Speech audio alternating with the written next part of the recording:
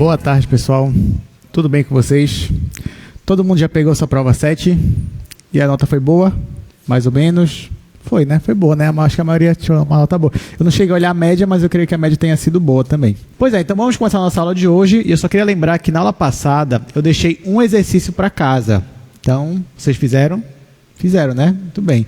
De qualquer forma, mesmo que vocês tenham feito ou não, eu disse que ia iniciar a aula fazendo ele hoje. Então, ó, vou mostrar aqui para vocês. Foi esse exercício, o exercício 4. Então, o que ele pedia? Calcule o volume do sólido limitado pelo plano z igual a 0 e pelo paraboloide. Aí mostra aqui o paraboloide. Olha, na verdade, ele nem precisava dizer que era um paraboloide. Seria mais interessante se ele nem falasse nada. Se ele só falasse assim, olha, calcule o volume do sólido que é limitado por essas duas superfícies. Aí dizia lá, z igual a 0 e z igual a 1 menos x quadrado menos y quadrado. Aí seria mais legal. Mas, como ele já disse mesmo, né, então a gente só vai tentar enxergar esse paraboloide que ele está falando. Então, ele quer o volume do sólido limitado pelo plano z igual a 0 e pelo paraboloide z igual a 1 menos x quadrado menos y quadrado. Bom, ele já disse, mas a gente tem que se perguntar, por que isso aqui é um paraboloide? Aqui você pode escrever essa função dessa forma. Isso aqui é a mesma coisa, aqui 1 menos, coloca o menos em evidência, e aí fica x quadrado mais y quadrado. Isso que está no parêntese, essa função, é o que a gente está acostumado a ver como o paraboloide. X quadrado mais y quadrado. Tanto que se eu pedisse para você, olha, desenhe para mim esse paraboloide, x quadrado mais y quadrado, você já sabe fazer isso. Você desenharia aqui uma parábola, depois uma circunferência, e esse daqui é o nosso paraboloide. Só que essa função aqui seria o paraboloide dado pela função z igual a x quadrado mais y quadrado. Só que não é o caso. Porém, a gente vai fazer alguns deslocamentos aqui. Vamos primeiro colocar o menos na frente dessa função. Ora, se você coloca o menos, então tudo aquilo que era positivo vai virar negativo. Em outras palavras, você vai inverter o paraboloide. Então, o paraboloide que era para cima vai ficar agora para baixo. Então, se eu fosse desenhar a função menos isso daqui, eu faria aqui, ou melhor, vou fazer aqui mesmo, eu faria esse paraboloide, só que agora invertido. Então, esse daqui seria o meu paraboloide, que é z igual a menos x quadrado mais y quadrado. Então, nós tínhamos esse paraboloide, depois o menos ele, que é esse daqui. Só que a nossa função mesmo é o menos mais 1. Então, nesse caso, você pega o paraboloide e você vai deslocar ele uma unidade no sentido do eixo z, sentido positivo. Então, você está aqui com todas as imagens do paraboloide, você desloca todas elas mais 1, ou seja, mais 1 de altura. Então, esse paraboloide que estava aqui embaixo, ele vai subir uma unidade, mas a concavidade dele vai continuar para baixo. Como é que ficaria, então? Vamos desenhar bem aqui agora. Então, nosso paraboloide final ficaria mais ou menos assim.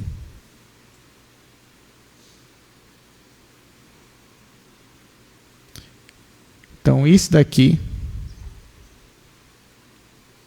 seria o nosso paraboloide.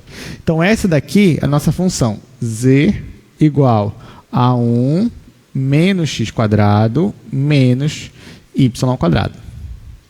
Bom, esse era o primeiro passo. Era justamente enxergar quem era a nossa função. Aliás, quem é o nosso sólido. E o que ele pede para a gente calcular o volume desse sólido. Só que nós já sabemos que se você tem um sólido, e olha quais são as superfícies. A primeira é essa daqui. A segunda superfície é o z igual a 0.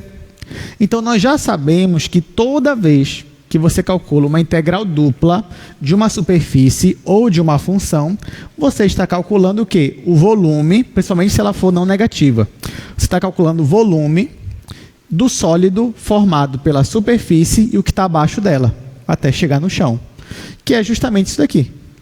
Então, se eu quero o volume desse sólido, eu vou ter que fazer o quê? Integrar essa função. Então, eu vou calcular a integral dupla dessa função aqui, u menos x² menos y². E assim eu consigo obter o volume. Então, meu volume vai ser integral dupla dessa função aqui, que é a função 1 menos x² mais y². Só que a integral dupla, ela é sobre uma região. Aí a pergunta que fica é, que região é essa? Bom, a região é justamente a projeção desse sólido, ou seja, dessa superfície, aqui no chão, no z igual a 0. Então, a minha região de integração é isso daqui, ó. Que aí você já percebe que é algo mais ou menos como um disco. Mas será que é um disco mesmo? Pelo menos está parecendo. Como é que eu descubro? Para eu saber como é a minha região de integração, eu preciso achar a interseção desse paraboloide com o plano z igual a 0.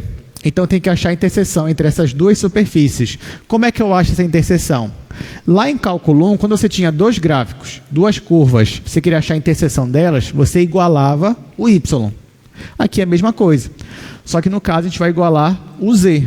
Quando eu igualar o z, eu vou ver onde é que as superfícies estão intercedendo, né? Estão se tocando. E quando eu faço isso, ó, vou fazer bem aqui. Quando eu igualo essa superfície com essa, vai ficar 0 igual a 1 menos x² menos y². Que é a mesma coisa aqui, x² mais y² igual a 1. Então, agora, eu consegui confirmar que bem aqui, onde as superfícies elas se interceptam, eu tenho uma circunferência. Então, a minha região de integração é justamente esse disco. Esse disco, o centro dele é na origem e o raio dele é 1. Então, vou até escrever aqui 1. Ok, então nós já sabemos quem é a função que eu tenho que integrar e já sabemos qual é a minha região de integração. Agora, é só integrar. Só que antes de eu integrar, eu posso tomar uma decisão, que é, eu vou integrar em coordenadas cartesianas ou em coordenadas polares.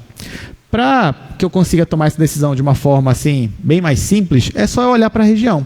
Se a minha região for algo arredondado, então provavelmente é bem mais fácil que eu consiga resolver essa integral usando coordenadas polares. Se fosse algo retangular, um triângulo, um trapézio, algo assim, então provavelmente é mais fácil se você usasse coordenadas cartesianas ou retangulares, que é a mesma coisa, né? Ok, então nesse caso aqui eu tenho um disco. Se é disco, você não vai pensar duas vezes. Você vai usar coordenadas polares. E pronto. Olhou o disco, você já, na sua mente, você já está pensando em coordenadas polares. Então, nesse caso, se eu for usar coordenadas polares, eu vou ter, então, a minha variável R, que é a distância da origem até o ponto, e vou ter aqui o θ, que é a minha inclinação.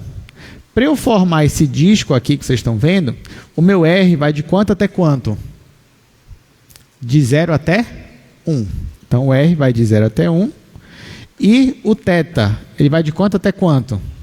De 0 a 2π. Bem, então é uma volta completa. Então, agora, eu vou transformar essa integral aqui em coordenadas polares. Vai ficar... Bom, aqui eu tenho um retângulo polar, então tanto faz. Por que eu tenho um retângulo polar? Porque tanto R quanto θ estão entre constantes. Então, tanto faz com quem eu vou começar integrando. Então, vou colocar aqui que eu vou começar integrando com R. Então, vai ficar de 0 a 2π, de 0 a 1. Aí, aqui vai ficar assim. 1 menos. Onde tiver x, eu vou colocar o quê? R cosseno. E onde tiver y, eu coloco R seno. Só que nesse caso, você pode fazer assim, não tem problema nenhum, você vai conseguir resolver. Mas nesse caso, eu já olho para o todo, que é x² mais y². Vocês lembram de alguma relação que já diz diretamente quem é x² mais y²? Quem é? É o r². Então, eu já sei, ó, em coordenadas polares, que isso daqui tudinho é r². Ah, professor, e se eu não soubesse? Não tem problema. Se você jogar r cosseno e aqui r seno e elevar ao quadrado e somar, vai dar r ao quadrado de qualquer jeito. Então, aqui vai ficar 1 menos r quadrado. Aí, dr dθ. Estou esquecendo alguma coisa? Sim. O quê? O jacobiano, né? Nosso fator de correção. Nosso jacobiano aqui é o r. Então, vai ficar assim. Aí, nesse caso, nem aparece o θ aqui. E eu estou em um retângulo polar. Então, se eu quiser, eu já posso dividir em duas integrais e calcular ao mesmo tempo as duas. E é o que eu vou fazer. Então, meu volume vai ser integral de 0 a 2π dθ, já que nem aparece θ aqui, vai ficar só assim. Integral de 0 a 1. Aí aqui eu vou logo multiplicar o r. Então, vai ser r menos r ao cubo. E agora é só integrar. Bom, se eu estou integrando 1 de 0 a 2π, então esse resultado aqui vai ser 2π, né? Que vai ficar θ de 0 a 2π. E aqui, integrando, vai ser r ao quadrado sobre 2 menos r à quarta sobre 4. Isso de 0 a 1. Então, o meu volume vai ser, aqui vai dar 2π. Aqui, quando eu colocar 0, vai zerar, então basta o 1 mesmo. Vai ficar 1 sobre 2 menos 1 sobre 4. 1 sobre 2 menos 1 sobre 4. Meio menos 1/4 é 1/4, positivo. Vezes 2π, isso aqui vai dar π sobre 2. Aí, como é volume, eu vou colocar assim, unidade de volume. Mas a resposta mesmo é essa daqui, π sobre 2. Todo mundo entendeu? Isso aqui vocês fizeram em casa, né? Então, não precisava nem perguntar se vocês tinham entendido, já que vocês já fizeram. Deu o mesmo resultado de vocês? Deu, né? Tá, mas se não deu o mesmo resultado, está aqui. Se observa e verifica aí onde está o seu erro. Opa, temos uma pergunta, diga.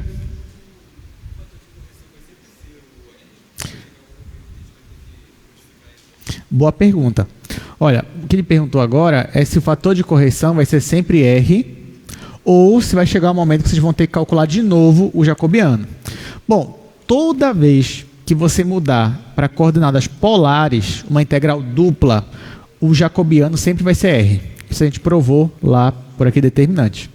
Agora, se você for mudar as variáveis de um outro jeito, aí você vai ter que calcular o jacobiano primeiro, para ver o que você vai colocar aqui. Então, pode ser que em uma outra mudança de variável, o jacobiano seja, sei lá, seja uma constante, meio. Pode acontecer.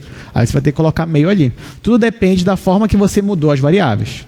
Só que aqui em cálculo 2, quando a gente for ver integrais triplas, a gente vai calcular outros jacobianos, sem ser só esse daqui do R. A gente vai ter que calcular novamente. Mas é isso mesmo. Então, toda vez que for em coordenadas polares, pode colocar só o R, não tem problema nenhum. Não precisa calcular de novo. É isso. Bom, gente, então hoje, se você perceber, você já sabe praticamente tudo de integrais duplas. E você sabe mesmo, né? Você sabe qualquer região que eu te der, você vai saber calcular uma integral dupla. Então hoje nós vamos estudar aplicações de integrais duplas, ou seja, usar integrais duplas, mas em outros contextos, da física, da engenharia. Em particular hoje nós vamos falar sobre massa e centro de massa. Então a gente vai explicar o que é cada um desses conceitos e vamos calcular usando as integrais duplas. Então, essa daqui é a nossa aula 25, que a gente vai falar sobre essas duas aplicações. E eu vou começar aqui no quadro. Então, a primeira aplicação que eu quero ver com vocês é sobre massa. Para eu falar de massa, vamos imaginar que eu tenho um objeto que é bidimensional. Aí você vai dizer, ah, professor, mas não existe um objeto bidimensional porque o nosso mundo ele é tridimensional, então tudo é tridimensional. Ah, tudo bem. Mas vamos dizer que eu tenho um objeto que a espessura dele é tão fina que eu posso considerar que ele é bidimensional. Normalmente uma placa metálica, uma lâmina, enfim, uma chapa. Você tem objetos bidimensionais.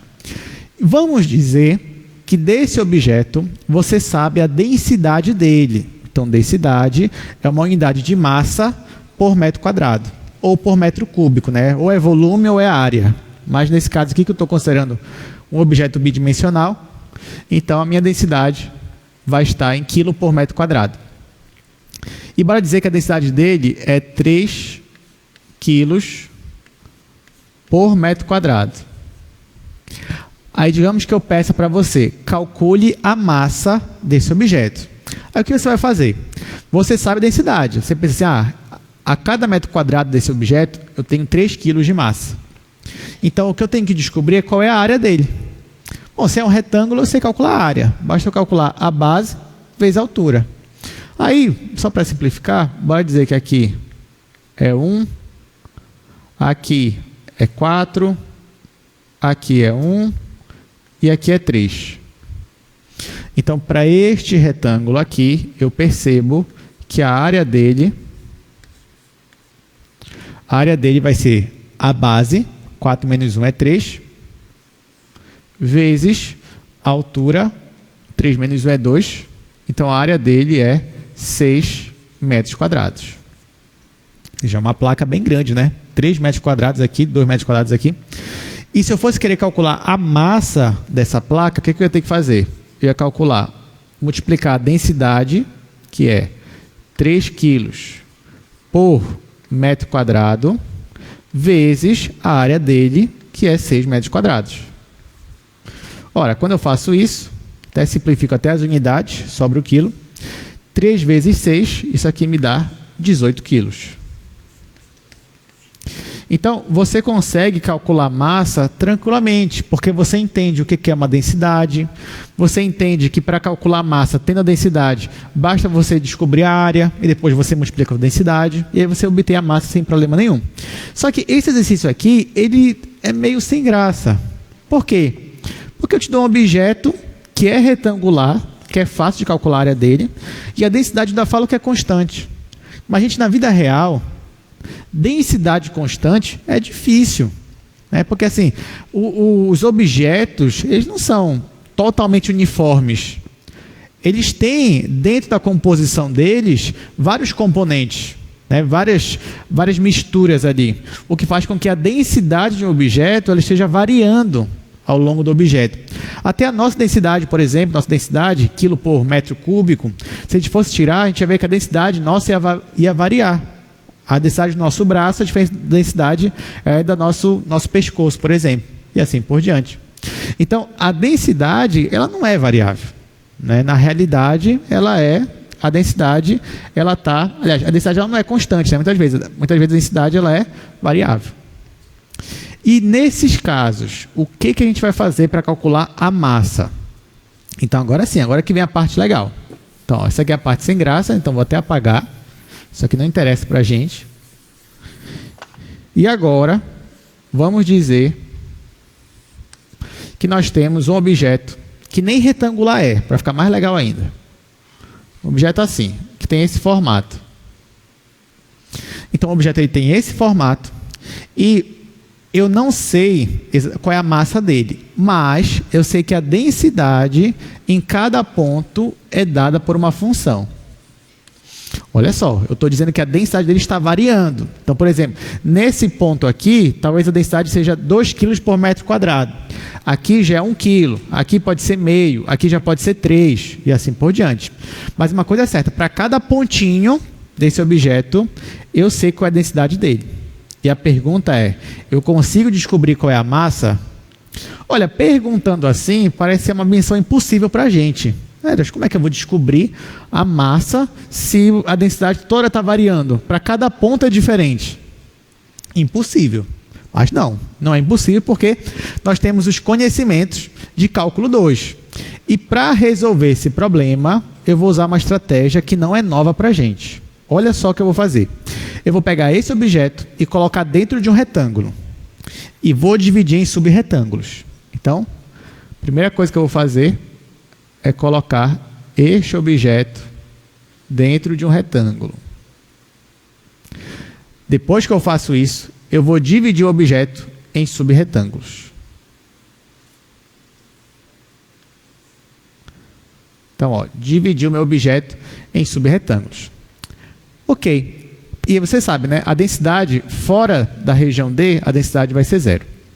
Então, agora que eu tenho subretângulos, eu vou escolher um subretângulo para calcular a massa dele. Depois eu faço o somatório de todo mundo. Então, vamos escolher este subretângulo aqui.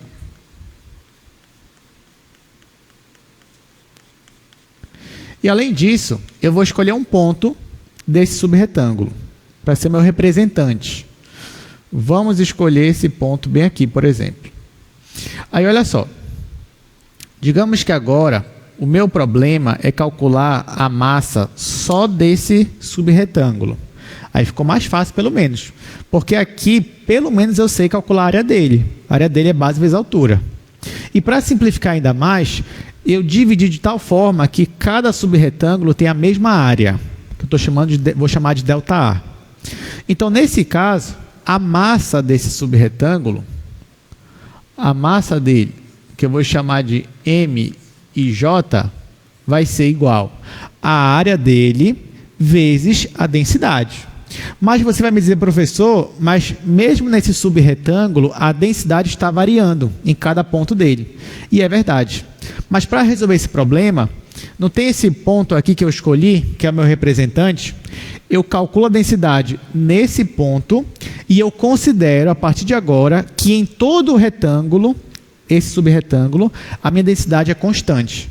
E constante igual ao valor nesse ponto aqui que eu calculei. Deu para entender, gente, o que eu vou fazer aqui?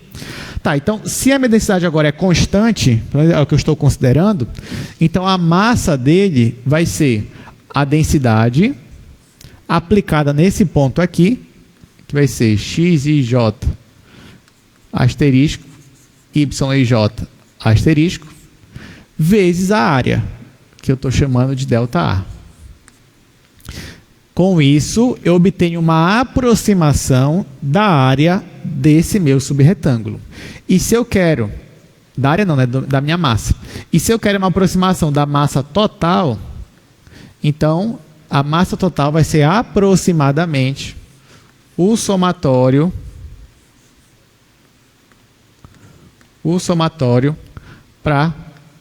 da massa de cada subretângulo. Tudo bem?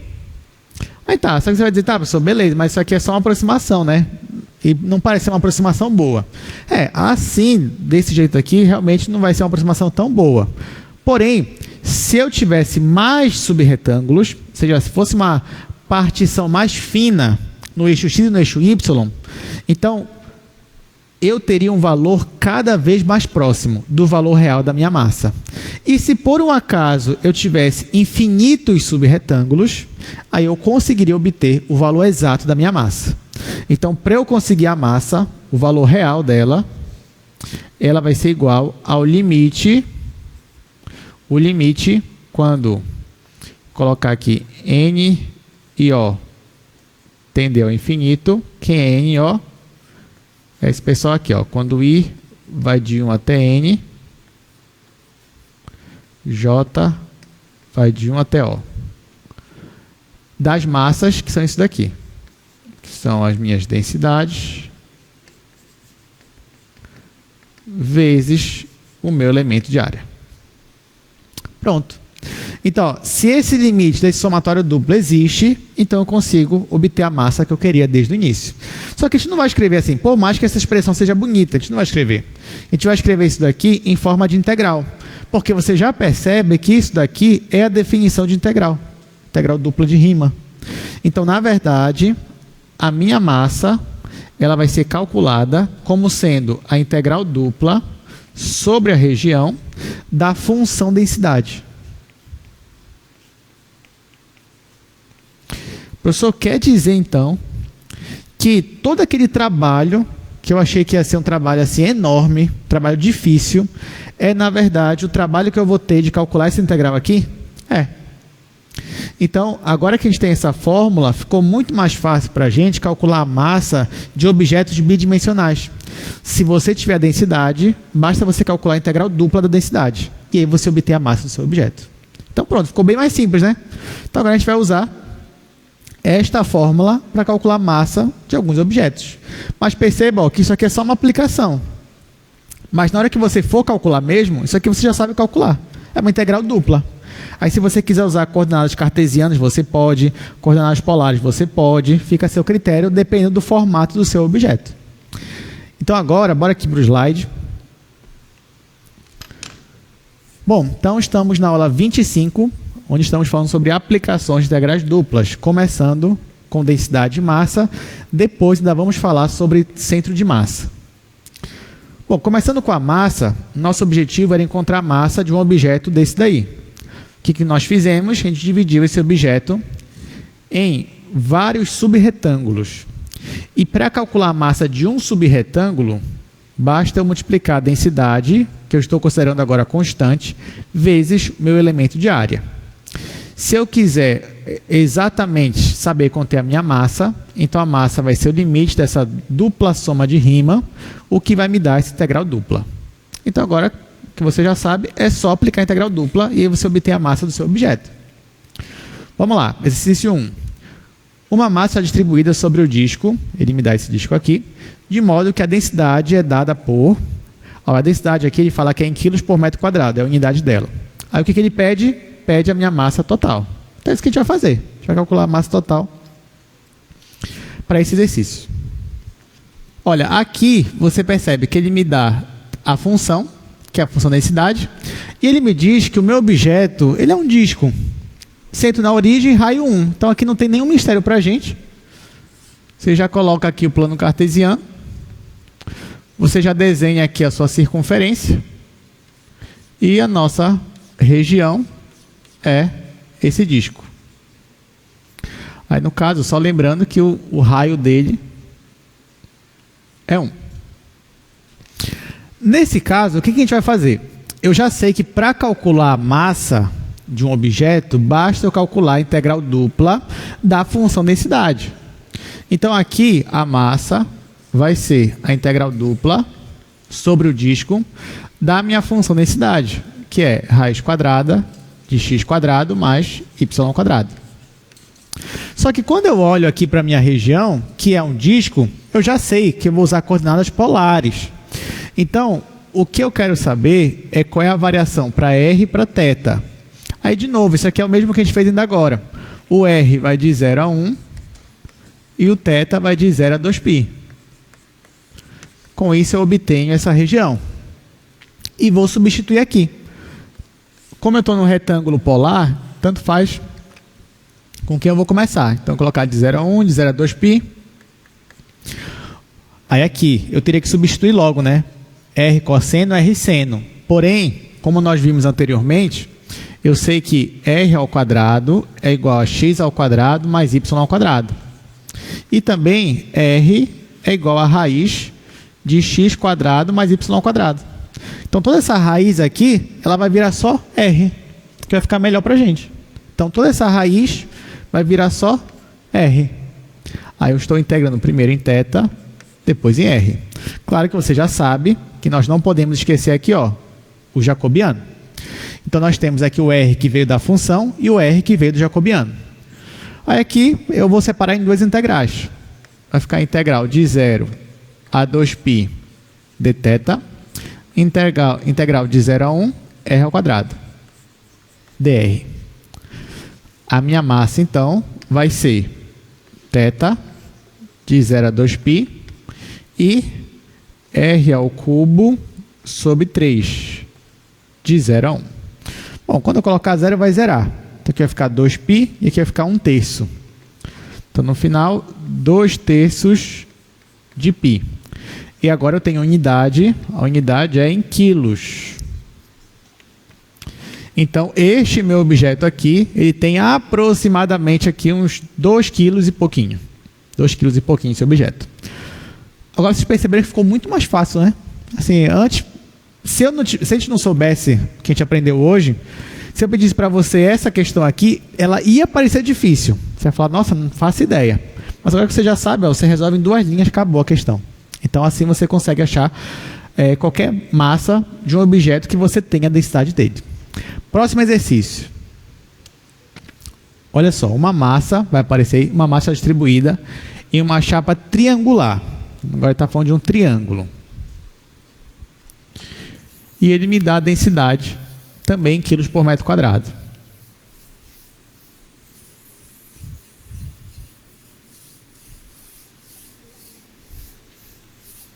Então, nesse caso, será que a gente vai usar coordenadas polares ou será que a gente vai usar coordenadas retangulares? Bora ver.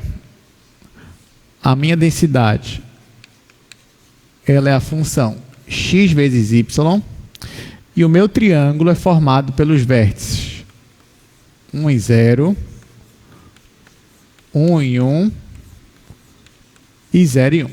Então, essas aqui são as informações que a gente precisa. Qualquer questão de integral, por mais, professor, mas aqui não é integral, aqui é massa. Tudo bem, mas você sabe que nesse caso, para você calcular a massa, você vai ter que calcular a integral. Então, a primeira coisa que você faz numa questão de integral é desenhar a região de integração. Então, eu preciso que você saiba desenhar a região de integração. Então, nesse caso, ele me diz que é um triângulo, mas os vértices dele estão aqui. Então, eu venho, desenho aqui o meu plano cartesiano e vou fazer essas marcações. Primeira marcação, 1 e 0. Bora falar que o 1 está bem aqui. Então, esse é o primeiro ponto. Depois, 0 e 1. Bora dizer que o 1 está bem aqui. Então, esse aqui é o 0 e 1. E 1. Então, o 1 estaria aqui. 1. Juntando aqui esses vértices, eu obtenho justamente meu triângulo. Então, essa daqui é a região de integração. Aí, nesse caso, eu não vou usar coordenadas polares. Por quê? Porque a minha região é uma região triangular. Então, é muito mais fácil para mim usar coordenadas retangulares. Ok. Só que aqui eu não tenho um retângulo. Então, eu vou ter que decidir se essa região, eu vou tratar ela como do tipo 1 ou do tipo 2. Nesse caso, tanto faz. Poderia tratar das duas formas. Mas como a gente está acostumado a ver do tipo 1, eu vou usar o tipo 1 também aqui. Então, ó, verticalmente, eu percebo que esse meu triângulo, ele é limitado por baixo, por essa reta aqui inclinada, e por cima, ele é limitado por essa reta aqui na horizontal.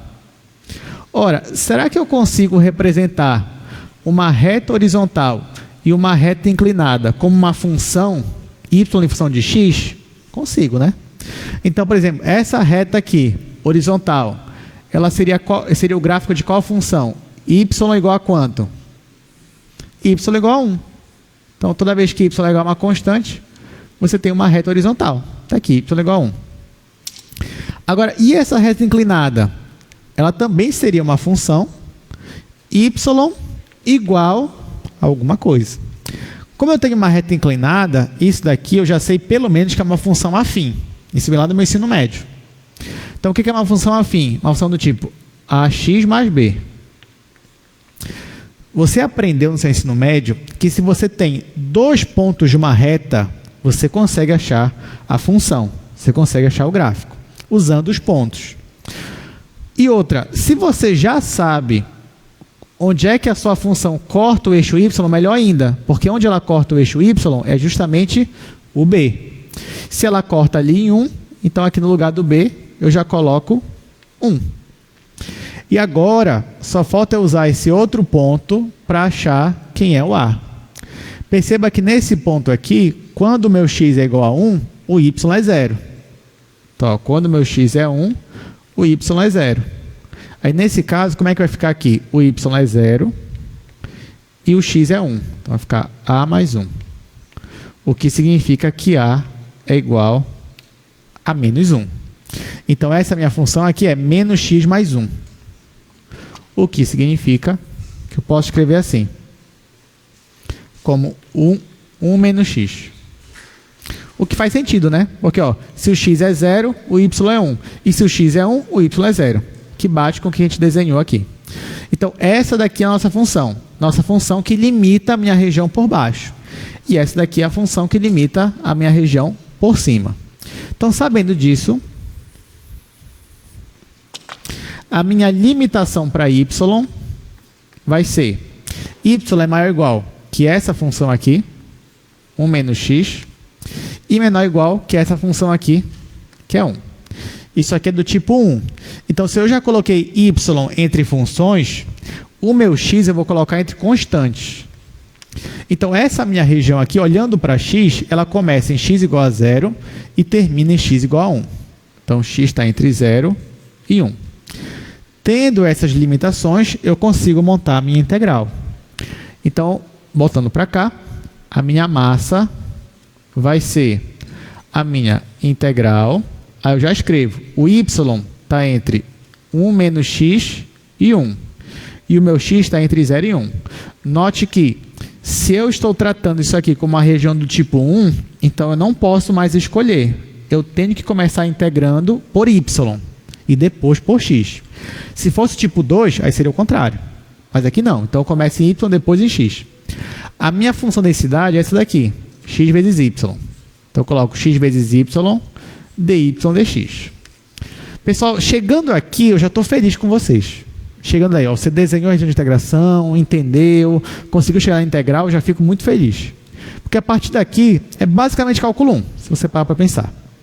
Porque ó, eu vou calcular a integral em relação a y. Então, x para mim é constante.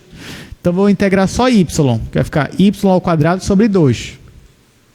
Então, vai ficar integral de 0 a 1, aí x, y ao quadrado, sobre 2. Esse meio, já vou colocar aqui fora, já que ele é uma constante. Ó, y ao quadrado sobre 2. Aí falta aplicar os intervalos, que é 1 menos x até 1. Aí depois que eu aplicar o intervalo, eu só vou integrar em x, e acabou a questão. Então aqui vai ser meio integral de 0 a 1, x vezes, no lugar do y, eu vou colocar 1. 1 ao quadrado é 1. Menos, no lugar do y, eu vou colocar 1 menos x. Então vai ficar 1 menos x ao quadrado dx. Bom, daqui eu vou fazer, né? Quadrado do primeiro, menos 2 vezes o primeiro pelo segundo. Então, a massa vai ser meio integral de 0 a 1, x vezes 1. Aí, vamos lá. O quadrado do primeiro é 1, só que vai ficar menos por causa daqui, ó. Então, vai ser menos 1. Aí, menos 2 vezes o primeiro pelo segundo é menos 2x. Com esse menos daqui vai ficar mais. Então, mais 2x. Aí, mais x quadrado. Com esse menos vai ficar menos. Menos x quadrado. Aí, o que eu posso fazer aqui? Simplificar 1 com menos 1 e posso distribuir esse x aqui. Vai ficar meio integral de 0 a 1, 2x quadrado menos x ao cubo.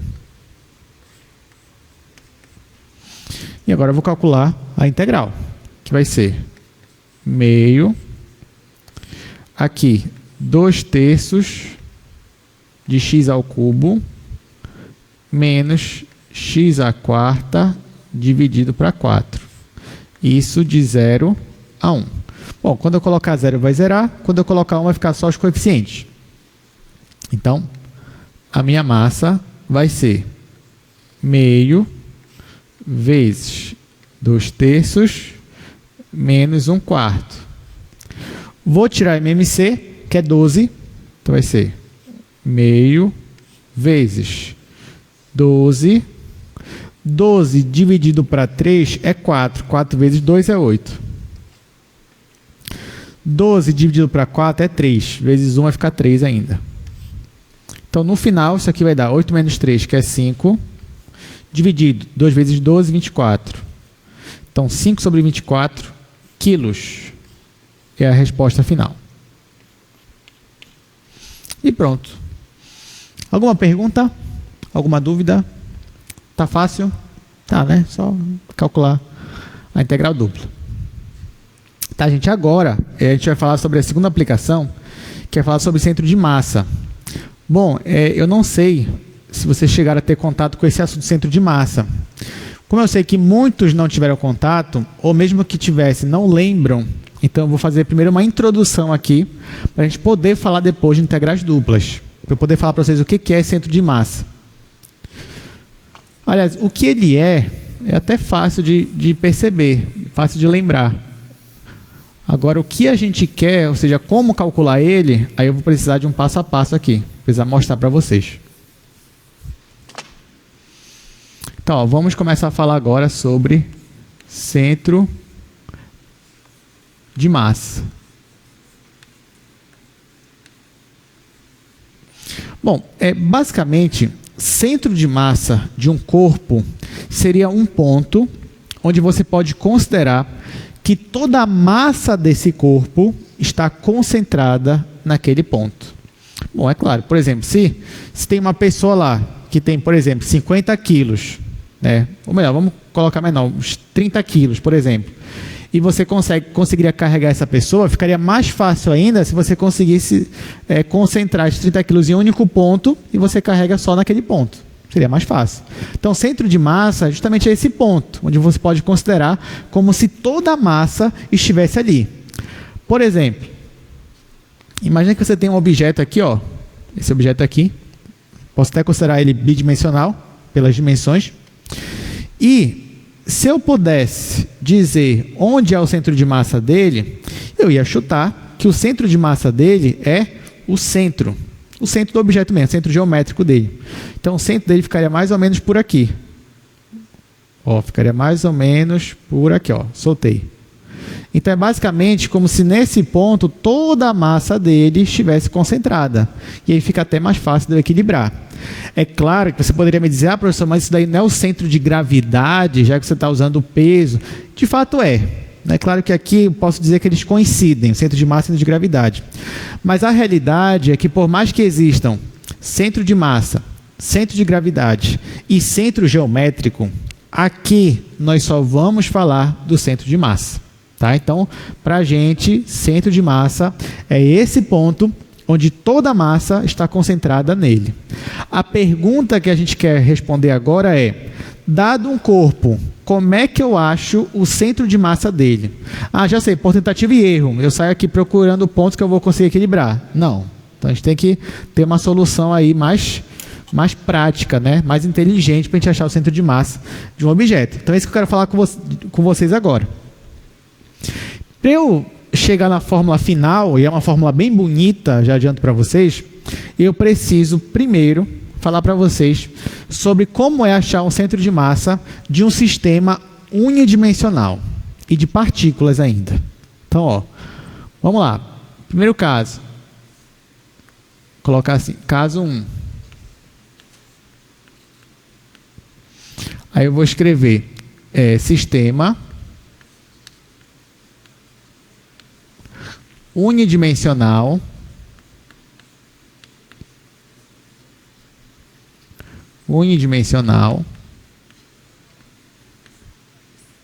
de partículas.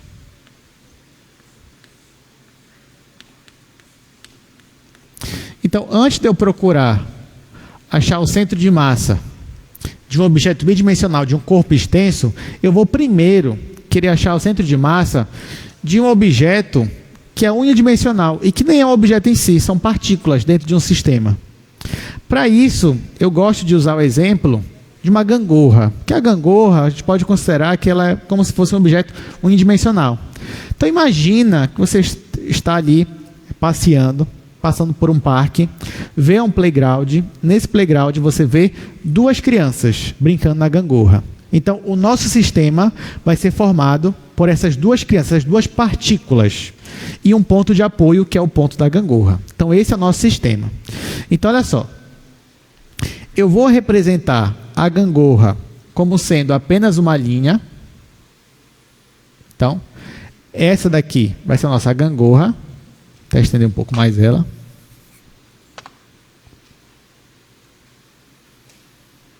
Então, essa daqui vai ser a nossa gangorra. Vamos supor que ela está apoiada bem aqui. Esse é o apoio da gangorra. E as crianças, eu vou representá-las como sendo pontos. Então, bora dizer que uma criança está localizada bem aqui e a outra criança está localizada bem aqui. Bom, quando você olhou para essa cena, você entendeu que, na verdade, as crianças elas queriam fazer de uma forma que a gangorra ficasse equilibrada. Então, as crianças estavam brincando na gangorra e elas se perguntaram como é que elas fariam para que a gangorra ficasse exatamente na horizontal, ali perfeitamente equilibrada. As crianças pensaram, e foi até um bom chute delas, que se elas ficassem na mesma distância do centro, a gangorra ia ficar equilibrada. Aí foi isso que elas fizeram. Cada uma delas ficou na mesma distância do centro. Só que a gangorra não ficou na horizontal. A gangorra, ela pendeu para um lado. Ela girou para um lado. Ela não ficou ali em repouso. Aí você, olhando essa cena, você vai falar assim, poxa, vou ajudar essas crianças. Vou ensinar um pouco de cálculo para elas. Então você quer ajudá-las, você primeiro quer fazer elas entenderem por que a gangorra não ficou em equilíbrio. E claro, a primeira coisa que você vai perceber, você percebe que uma criança é maior que a outra. Então você logo pensa, bom, elas não têm a mesma massa. Por mais que elas tenham ficado na mesma distância, mas elas não têm a mesma massa. Aí você pega e vai medir a massa dela. Você puxa uma balança da sua mochila, né? Na hora que você sempre anda com uma balança, puxa a balança da mochila e pede para as crianças ficarem lá em cima da balança, você vai ver a massa delas. Com isso, você descobre que, vamos colocar aqui, M1 é a massa da primeira, M2 é a massa da segunda. Aí você descobre que a massa da primeira é 40 quilos. Já a massa da segunda criança é 20 quilos. Aí você vai falar para eles, olha, não deu certo, porque a massa de vocês é diferente. Então aqui, o momento, ele não foi nulo. Ela vai dizer, mas o que é momento? Bom, vocês têm que entender, e vocês já estudaram isso também, quando a gente fala aqui um corpo, a gente quer que o corpo fique em repouso. Só que o nosso corpo é extenso, por exemplo, que nem uma gangorra. Para um corpo estar em repouso, existem dois tipos de repouso. Ou melhor, existem dois tipos de deslocamento para aquele corpo. O primeiro deslocamento é o deslocamento em forma de translação, que é o que a gente está acostumado. Quando você vai estudar dinâmica, você estuda a translação, né? Como é que ele se movimenta em linha reta, ou de forma circular e tudo mais. Isso é uma translação. Só que existe um outro tipo de movimento, que é a rotação. Então, para um corpo estar em equilíbrio, ele não pode estar nem andando por aí e nem girando. Então, o corpo ele pode ter uma translação zero, mas uma rotação não nula. Então, por exemplo, esse apagador aqui, posso dizer, olha, ele está em repouso? Aí vocês vão dizer não. Mas ele não está andando para lá e para cá? Não, mas ele está girando. Então, se ele está girando, ele não está em repouso. Então, porque ele está rotacionando. A mesma coisa que da gangorra. A gangorra não é que ela esteja saindo por aí, andando, levando as crianças. Não. Eu digo que ela não está em repouso porque ela começa a girar. Girar em algum sentido. Então, gente, para você saber se um corpo está girando ou não, você pode calcular, nesse caso aí, o momento de massa. Se o momento é zero, é porque não há giro. Agora, se o momento não é zero, é porque existe um giro. E o que é o momento? Momento é quando você multiplica a massa vezes a distância do objeto até o seu ponto de apoio. Claro que aqui não vou entrar no mérito, mas existe um momento de massa, existe um momento em relação ao peso, que vai ser o torque, enfim, tem outros detalhes. Mas aqui eu só estou interessado no momento de massa, e eu estou definindo o momento de massa como sendo a massa de objeto vezes a distância até um ponto. Claro, se a gente fosse falar de torque aqui, seria até mais legal, porque ia envolver até um produto vetorial da força junto com o vetor distância, né? Ia ser bem legal, mas não. Mas aqui mesmo, para a gente, momento é só massa vezes distância. Então, se eu quero calcular o momento de massa em relação a esse ponto de apoio aqui, o que eu vou fazer? Eu vou pegar cada partícula do sistema e calcular o momento de cada uma delas. Então, eu vou pegar essa partícula aqui, calcular o momento dela e calcular o momento dessa partícula aqui e depois somar. Só que considerando o sinal. Então, para a gente, se a minha partícula está fazendo o corpo girar no sentido anti-horário, então esse é o sentido positivo. Ok, então, considerando esse ponto de apoio aqui, se eu for olhar para essa massa M1, ela quer fazer com que a minha gangorra ela comece a girar no sentido anti-horário. Essa é a tendência dela, que é o sentido positivo. Então, o momento dessa partícula aqui é um momento positivo. Então, vai ficar a massa dele, que é 40, vezes a distância. Aqui eu não disse qual é a distância, mas vamos dizer que, já que elas estão na mesma distância, então bora dizer que é 1,5 metro para cada.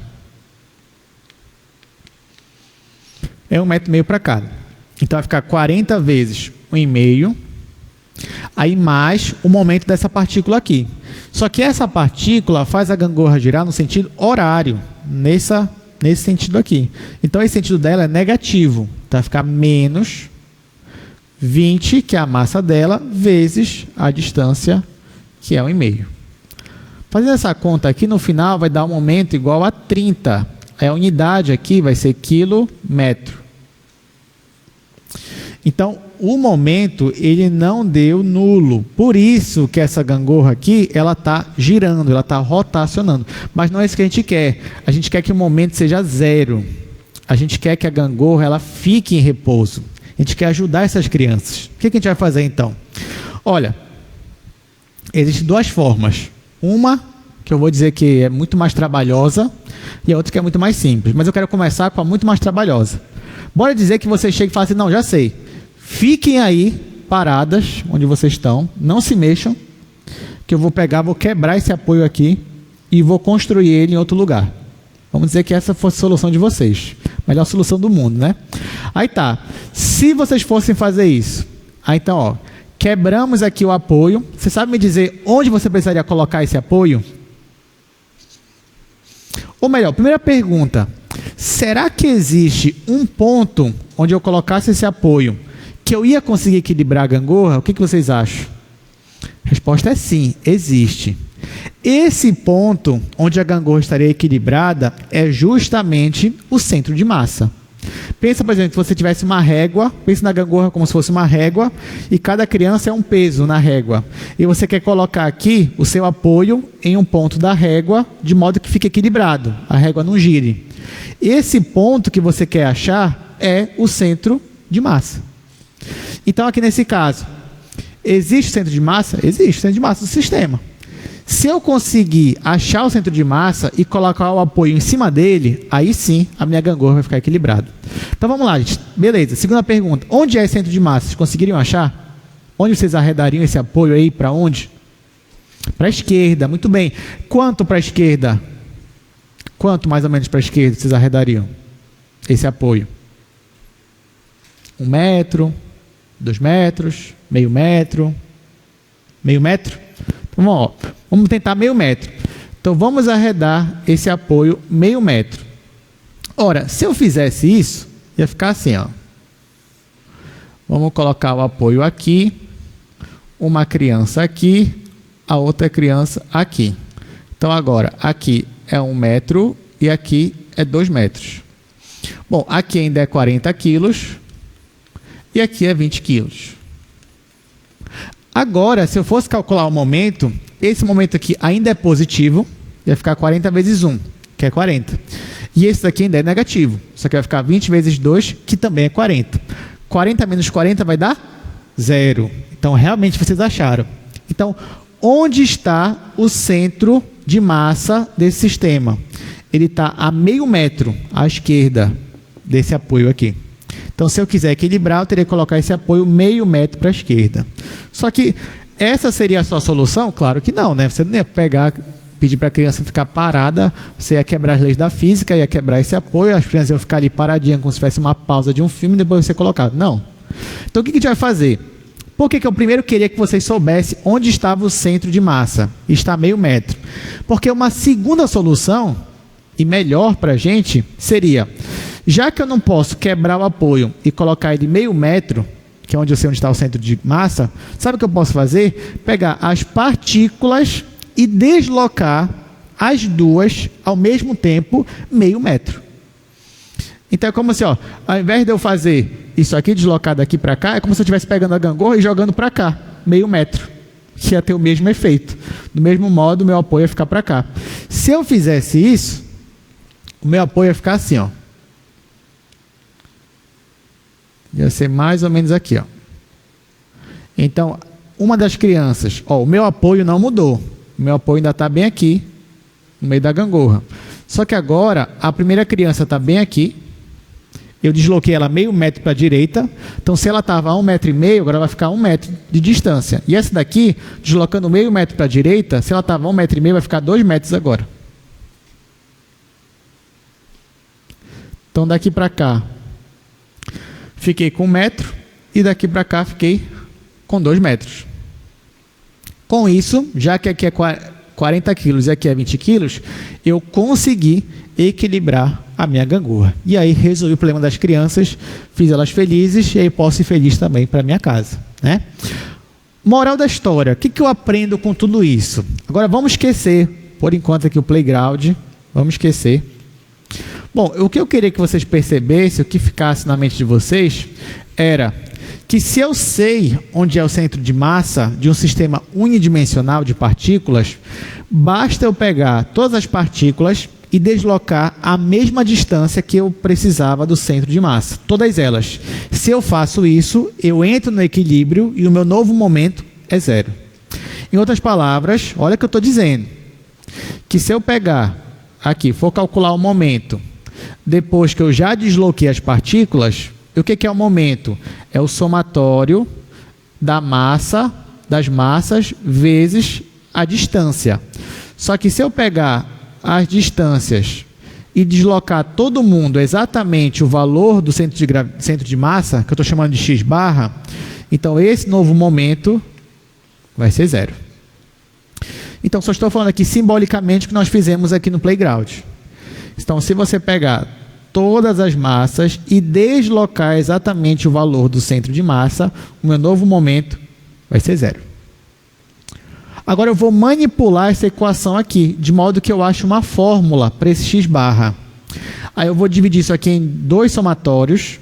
Então vai ficar, primeiro somatório, mi vezes xi, menos outro somatório de mi x barra. Só que esse x barra é uma constante e não depende do i, não depende da quantidade de partículas, nesse caso aqui. Então, nesse caso, ó, eu já tenho ela como fixa, eu tiro ela do meu somatório. Então, ela não fica aqui, eu posso colocar ela aqui fora. Então, vai ficar somatório de mi xi igual a x barra, tá? Porque ela não está em função de i, aqui nesses somatórios, por mais que ela dependa do número de partículas, mas ela não está em função de i, mi. Está aqui. Olha o que eu vou fazer agora. Para eu isolar o meu x barra, basta esse daqui aparecer dividindo. Então, no final, x barra vai ser o somatório dos momentos dividido pelo somatório das massas. Resumindo, se eu quero achar o centro de massa de um sistema unidimensional, basta eu pegar o momento do meu sistema, que é o somatório dos momentos de cada partícula, e dividir pela massa do meu sistema, que é o somatório das massas de cada partícula. Então, posso escrever aqui, ó, que isso daqui é igual ao momento dividido pela massa. Então, essa é a fórmula que eu queria chegar. Então, para um sistema unidimensional de partículas, se você quer achar o x barra, basta você aplicar essa fórmula e você consegue achar. Mas nosso caso é bidimensional. Então, como é que ficaria? Vamos lá, caso 2.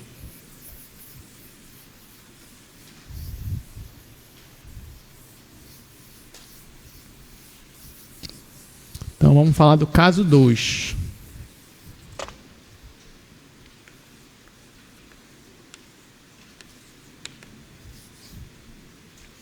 E se eu tiver um sistema bidimensional?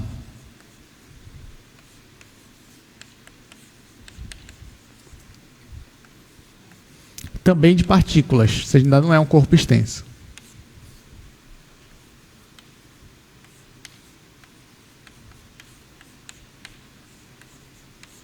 Bom, esse aqui eu vou ser mais rápido, porque agora você já sabe qual é a fórmula, né? Momento sobre a massa. Só que nesse caso aqui, ó,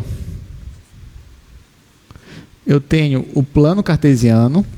Imagina que nesse sistema bidimensional eu tenha 3 partículas. Tem uma partícula aqui, outra aqui e outra bem aqui. Se eu quiser calcular o centro de massa para esse sistema, você já sabe. Você vai precisar do somatório das massas e do somatório dos momentos. Aí você divide o momento pela massa. Calcular a massa desse sistema é tranquilo. O que seria a massa? Seria o somatório das massas de cada partícula. Então, não teria mistério. Agora, quando você fosse calcular o momento, você teria que se perguntar nesse caso aqui, olha, eu vou calcular o momento em relação a qual ponto? Essa é uma pergunta importante. Ou seja, eu vou calcular a massa vezes a distância, mas a distância da partícula até onde? Então, aqui eu posso definir pelo menos dois tipos de momento. Eu posso definir o momento de massa em relação ao eixo x e em relação ao eixo y. Então, por exemplo, se eu quisesse calcular o momento em relação ao eixo x, então seria o somatório dos momentos de cada partícula, que seria a massa de cada partícula vezes a distância dela até o eixo x. Ou seja, para essa partícula aqui, eu teria que saber qual é a distância dela até o eixo x. Só que nesse caso, o que eu quero é saber essa distância vertical aqui. E essa distância vertical seria a componente x desse ponto aqui ou a componente y? Componente y. Então, na verdade, para eu achar o momento em relação a x, eu faço o somatório das massas vezes a coordenada y de cada partícula. Ao mesmo tempo, ó, de forma análoga, se eu quisesse calcular o momento em relação ao eixo y, eu teria que fazer o somatório da massa de cada partícula vezes a componente x dela. Porque se eu quero a distância de uma partícula até o eixo y, então eu estou querendo a distância horizontal, que é o x. Aqui é o x, aqui é o y. Tudo bem, gente? Aí tá, só que você vai perguntar, professor, ok, entendi. Mas na hora que eu for calcular o centro de massa, eu vou usar qual momento? Em relação ao eixo x ou em relação ao eixo y? Eu vou te dizer, os dois. Por que os dois? Ora, porque agora que estou num sistema bidimensional, se eu quero achar o centro de massa, você concorda comigo que o centro de massa vai ter duas coordenadas? Porque ele vai ser um ponto. Se eu quero achar o centro de massa, você percebe que ele vai ter duas coordenadas. Uma em x e outra em y. Então, eu vou chamar de x barra e y barra. Então, para calcular, se eu quisesse calcular, nesse caso, o x barra, eu teria que calcular o momento dividido pela massa do sistema. Só que esse momento aqui é em relação a x ou em relação a y? O que vocês acham? Em relação a y. Por que em relação a y? Porque é nesse momento aqui que eu estou considerando as distâncias horizontais. E o x barra é uma distância horizontal. Então vai ficar o momento em y sobre a massa. E para eu achar o y barra, eu vou calcular o momento em x sobre a massa. Quando eu calculo esses dois, eu obtenho o centro de massa do meu sistema. Pronto, agora a gente vai chegar ao terceiro e último passo, que é calcular o centro de massa de uma lâmina, ou seja, de um corpo extenso, bidimensional.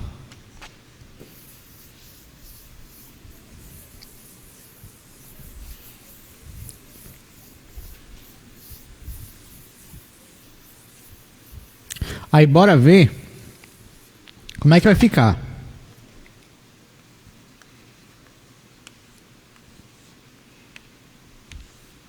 Centro de massa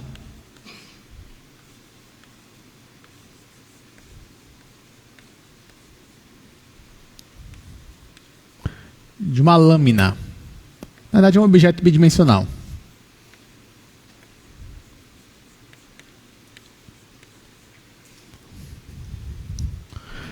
Ok, então olha, vamos pensar que nós temos aqui um objeto, uma lâmina assim.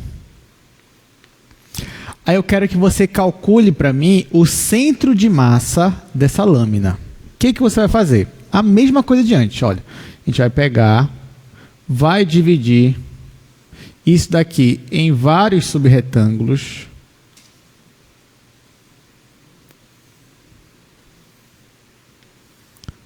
Vai escolher um subretângulo. Ó, vamos escolher esse daqui, por exemplo. E vamos escolher um ponto. Aí, bora calcular primeiro o momento. Porque assim, para eu achar o centro de massa, eu preciso calcular o momento do sistema e dividir pela massa do sistema. Só que aqui a minha densidade está variando, mas eu tenho pelo menos a função densidade aqui, para eu poder calcular a massa. Aí, nesse caso, como é que eu vou calcular o momento desse objeto? Para eu calcular o momento de um subretângulo, para eu calcular, por exemplo, o momento em relação a x de um subretângulo, eu tenho que calcular a massa do subretângulo vezes a distância até o eixo x. Só que qual distância eu vou pegar? A distância desse ponto que eu escolhi como representante.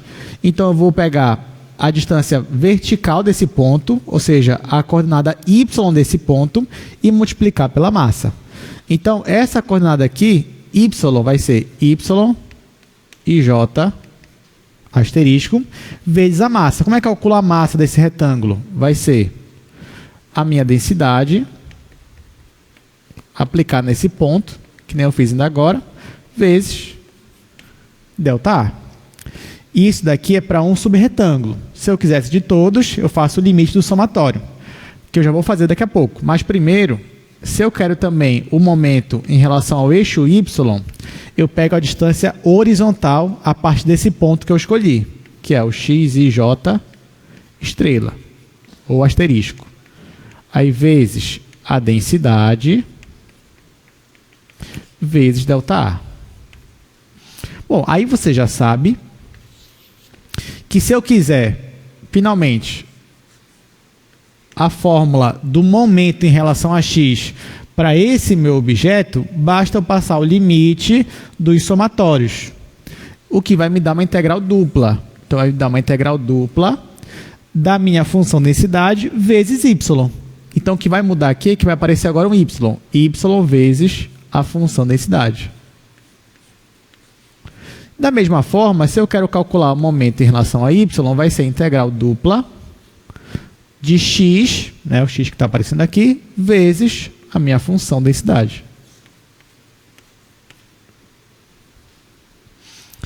E agora, se eu quero calcular, olha só, se eu quero calcular o meu x barra, quem é o x barra? É o momento em relação a y dividido pela massa do meu objeto. Quem é o momento em relação a y? É essa integral aqui. Então, vai ser integral dupla de x vezes a densidade dividido pela massa. Só que a massa, eu já sei que é integral dupla só da função densidade. Assim, eu acho x barra. E como é que eu acho y barra? Y barra é o momento em relação a x sobre a massa. O que vai ser a integral dupla de y vezes a densidade dividido pela integral só da densidade. Professor, posso simplificar isso aqui? Não, não pode. Tá? Não vai fazer isso. A não ser que a densidade seja constante. Aí você simplifica, tudo bem, não tem problema. Mas se você olhar assim, não pode simplificar direto. Então, ó, essas são as fórmulas principais do centro de massa. Então, se você quer achar o centro de massa, calcule essa integral, divida por essa integral. Depois calcule essa integral, divida por essa. Então, assim, na prática, você vai ter que calcular 3 integrais. Calculou as 3, é só fazer aqui a divisão, que você vai achar as coordenadas do seu centro de massa. Alguma pergunta, alguma dúvida? Tá, então agora bora praticar. Deixa eu só colocar um resumo aqui no slide. Ó, então aqui no slide, você já sabe, nós tínhamos uma lâmina, a gente queria achar o centro de massa dela. Nós pegamos então e dividimos em subretângulos. Para cada subretângulo, a gente calculou o momento em relação a x e o momento em relação a y.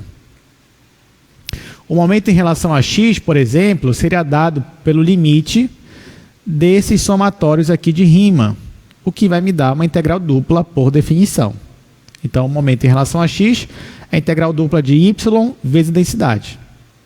Já o momento em relação a y é a integral dupla de x vezes a densidade. Sabendo o momento e sabendo a massa, eu acho o centro de massa, onde x barra vai ser o momento em relação a y sobre a massa e o y barra vai ser o momento em relação ao eixo x sobre a massa. Então, bora praticar. Ó, então, nesse caso, ó, isso aí só ilustra o que eu já comentei com vocês. Então, o centro de massa é aquele pontinho ali onde toda a massa você pode considerar que está concentrada. E aí você consegue até obter o equilíbrio. Bom, claro que existe, como eu falei, né? Também tem a questão do centro de gravidade, mas que a gente não vai ver aqui. Então vamos lá. Vamos fazer esses dois exercícios. Bom, primeiro, determine o centro de massa de uma lâmina retangular com densidade constante.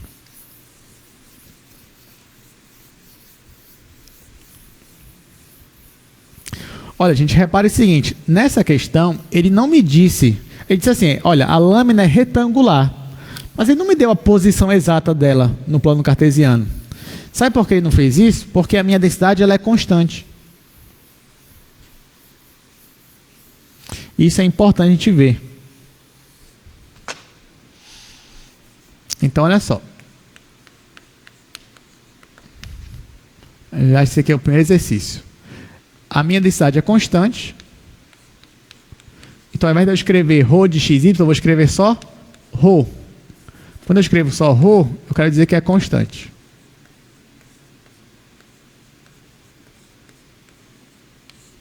E ele me diz que o meu objeto é um retângulo. Então, está aqui. Então, ó, se eu tenho esse retângulo bem aqui, ele quer que eu diga para ele onde é o centro de massa deste retângulo. Aí, como eu falei, ele não me dá a posição do retângulo no plano cartesiano, não me dá. O que significa que, na verdade, eu posso posicionar esse retângulo onde eu quiser no plano cartesiano. Então, posso colocar ele aqui? Posso. Posso colocar ele aqui? Posso também. Ah, posso colocar ele bem aqui? Posso. Ah, professor, mas se eu colocar ele aqui, aqui ou aqui, a minha coordenada do centro de massa, ela vai mudar. É verdade. Ela vai mudar, porque uma coisa é essa coordenada bem aqui, ou essa daqui, ou essa daqui. Claro que a coordenada vai mudar. Mas, em relação ao retângulo, ela mudou?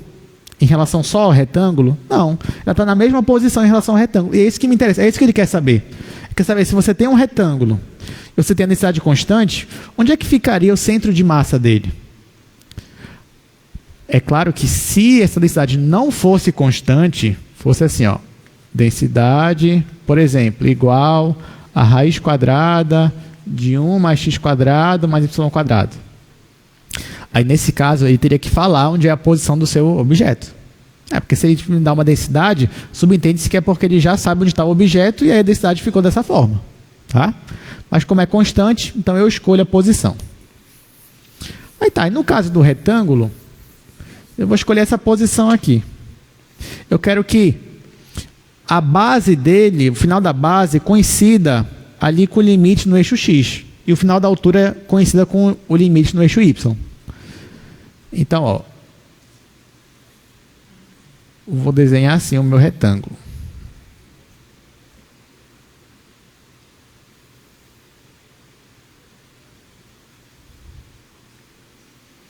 Então, vou posicionar ele bem aqui. De modo que aqui, ó, vai ser de 0 até B. Então, note que aqui B é a base. Então, aqui daqui para cá eu já tenho o valor exatamente da base. E aqui vai ser a minha altura. Então, por que eu fiz isso? Porque agora fica mais fácil. Colocando o meu retângulo desse jeito, eu percebo que o meu x ele vai estar entre 0 e B. 0 é a base. E o meu y vai estar entre 0 e a altura. E aqui, gente, como é que eu faço para achar o centro de massa? Eu tenho 3 integrais para calcular. A primeira é a da massa. Então, a massa vai ser igual a uma integral dupla nessa região aqui, que é um retângulo. Então, o retângulo é de 0 a B, de 0 a H. Da função densidade. Só que a função densidade é só ρ, é uma constante. Só isso aqui. Vou ter que calcular essa integral. Isso aqui é constante, então vai até sair daqui, ó. E aí vai ficar só integral em dx, que é x, integral em dy, que é y. Então vai ficar x de 0 a b, y de 0 a h. Claro que isso aqui vai dar densidade vezes a altura vezes a base. Então isso aqui é a massa. Agora eu vou calcular o momento em relação a x ou em relação a y. Então Então, eu vou calcular aqui o momento em relação a y, depois eu calculo o momento em relação a x.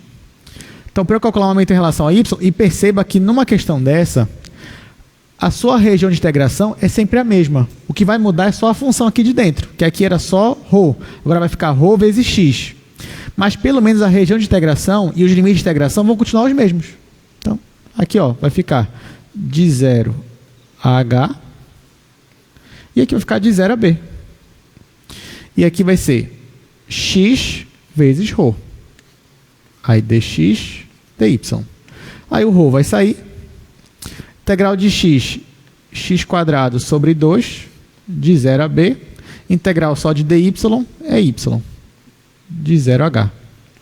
Então aqui vai ficar ρ h² vezes b, dividido para 2. Agora, vamos calcular o momento em relação ao eixo x. Vai ser integral de 0 a h, de 0 a b. Agora vai ser y vezes ρ, dx dy. Ρ é constante. Integral em x vai ficar só x, de 0 a b, y² sobre 2, de 0 a h. Ou melhor, não, eu errei aqui, né? Aqui o b que era ao quadrado. E aqui o h que vai ficar ao quadrado. Aí aqui vai ser ρ h² vezes b dividido para 2. Pronto. Agora que eu calculei as três integrais, para eu achar o x barra e y barra, basta dividir. Então, você já sabe que o x barra vai ser o momento em relação a y dividido pela massa. O momento em relação a y é ρ hb² sobre 2, dividido, a massa é ρ vezes a altura vezes a base. Simplifico a altura, simplifico aqui a base, e no final, então, meu x barra vai ser b sobre 2. Então, vai ser b sobre 2. Já o meu y barra vai ser o momento em relação a x sobre a massa, que é densidade vezes a altura ao quadrado vezes b sobre 2, dividido pela massa, que é a densidade vezes a altura vezes a base. Eu tirei daqui o momento em relação a x. Vou simplificar aqui o b, com h daqui, com h daqui. No final vai ficar h sobre 2. Resumo, né? Conclusão. Quem é o meu x barra, y barra? Ele vai ser b sobre 2 e h sobre 2. Então, ele vai estar na metade da base e na metade da altura. Então, o que é de se esperar, né? Está aqui o retângulo. Ó. Se você pegar a metade da base e a metade da altura, vai ficar bem aqui. Ó. Então, esse aqui é o centro de massa do meu retângulo. Na verdade, já que a minha densidade é constante, então, meu centro de massa, ele coincidiu com o centro geométrico, com o centroide. Mas cuidado, se a densidade não for constante, aí nem sempre vai coincidir. Até porque faz sentido, né? Se, digamos que você tem um objeto lá retangular e boa parte da massa dele está de um lado, então você vai acabar deslocando o centro de massa dele, né, para mais perto ali, onde está concentrado mais a massa dele. Então está aqui. Nesse caso, esse é o centro de massa. Vamos fazer mais um exercício. 2 agora. Determine o centro de massa de uma lâmina semicircular com densidade constante. Então agora é a mesma ideia, só que a lâmina é semicircular. Então você já sabe que você vai desenhar ali um semidisco, né? Então vamos fazer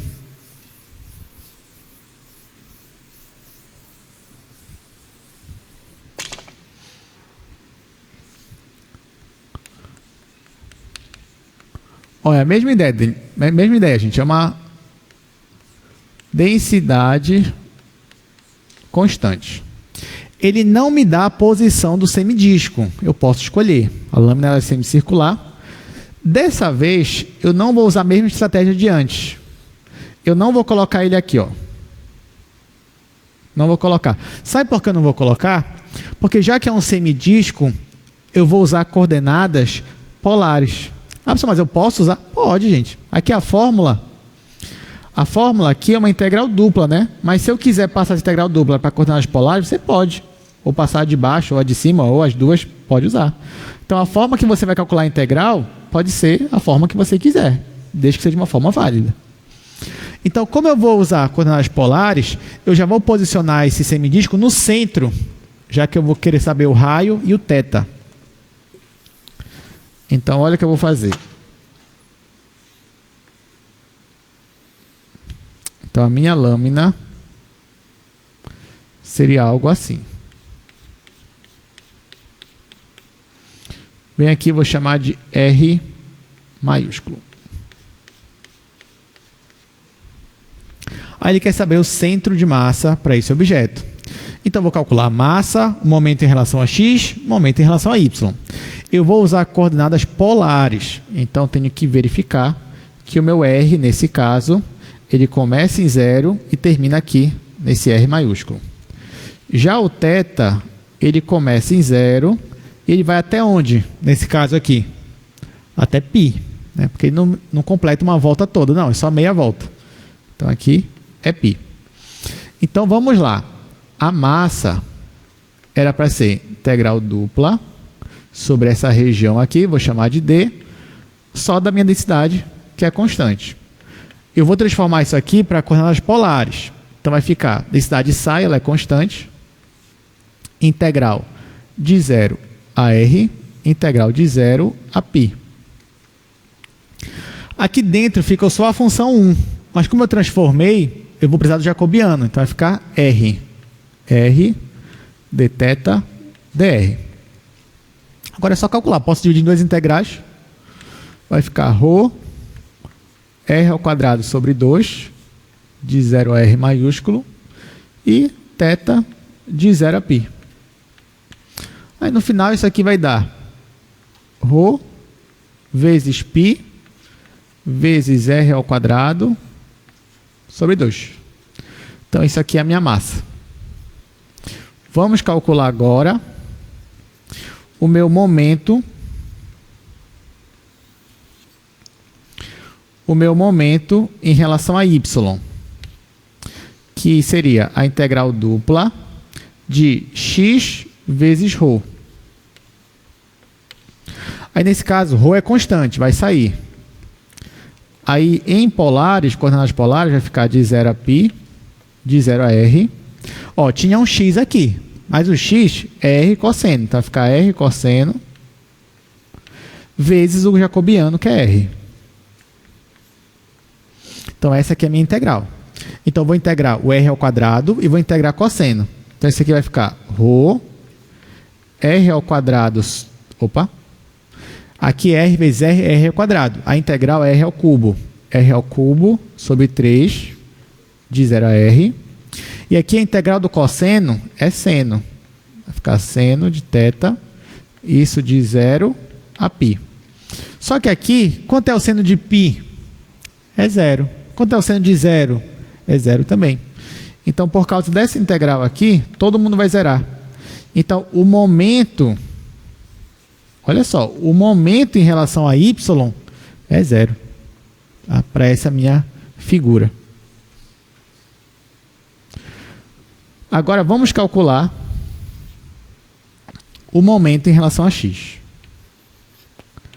Bom, o momento em relação a x seria integral dupla de y vezes a minha densidade. A minha densidade sai da minha integral.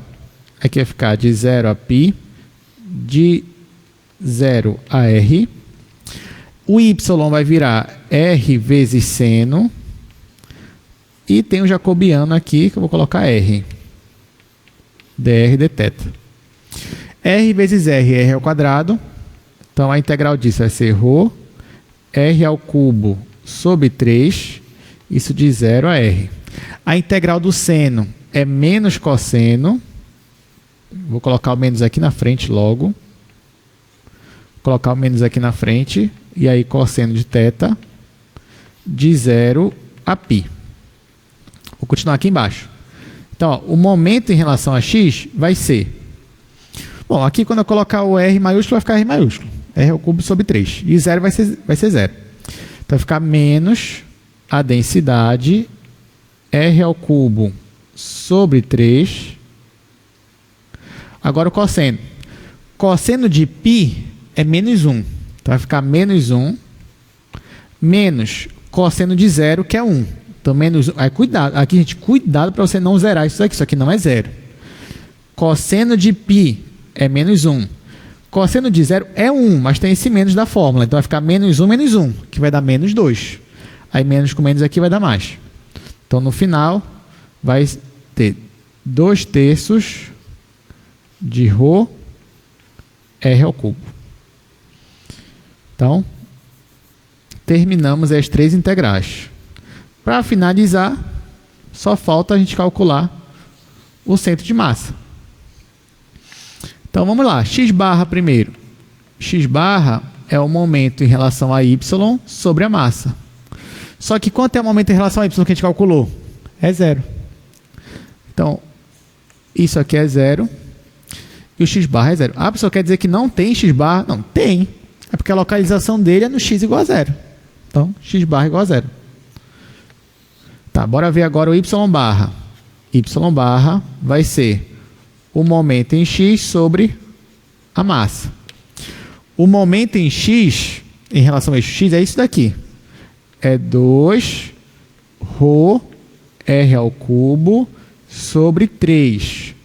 Aí tudo isso dividido pela massa. A massa é ρ π R quadrado sobre 2. E agora, o que eu faço? Eu tenho duas frações, conservo a primeira, multiplico pelo inverso da segunda. Então, y barra é igual a 2 densidade vezes R ao cubo sobre 3 vezes, aqui vai ficar 2 sobre densidade π R ao quadrado. Cuidado, tá? Esse aqui não é 2 ao quadrado, 2 está aqui em cima. Ok, o que dá para fazer aqui? Posso simplificar a densidade. R quadrado vai sumir aqui, vai ficar só R. E no final, o meu y barra vai ser 2 vezes 2 é 4. 4 vezes R dividido 3 vezes π. 3 vezes π. Então, ó, o meu centro de massa é 0 em x e 4R sobre 3π. Então, ele está em cima do eixo y. Então, seria algo mais ou menos por aqui. Então, esse daqui seria o meu centro de massa. Alguma dúvida? Alguma pergunta? Então, gente, essas foram nossas aplicações nas integrais duplas. Na semana que vem, a gente vai continuar falando de outras aplicações. Então, a gente vai falar sobre integrais duplas. Aí, na quarta-feira da semana que vem, a gente vai começar a falar sobre integrais triplas. Mas eu queria deixar um dever de casa para vocês. Esse daqui, exercício 3. Então, ó, façam na casa de vocês. Semana que vem eu vou iniciar a aula resolvendo esse exercício. Ó, então, determine a massa e o centro de massa de uma lâmina triangular. Está aqui os vértices e essa daqui é a função da densidade. Então, é isso. Boa prova para vocês. Lembrando, estude o conteúdo dessa semana e o da semana retrasada. Tudo bem? Ó, bora olhar de novo a questão que estão pedindo para voltar para a questão. Então, bora voltar lá para o slide rapidamente, só para o pessoal anotar. Então, anotem aí e estudem os conteúdos, tá? De 4 aulas, não esqueçam. Bom, e é isso. Obrigado pela presença, boa prova para vocês, até semana que vem.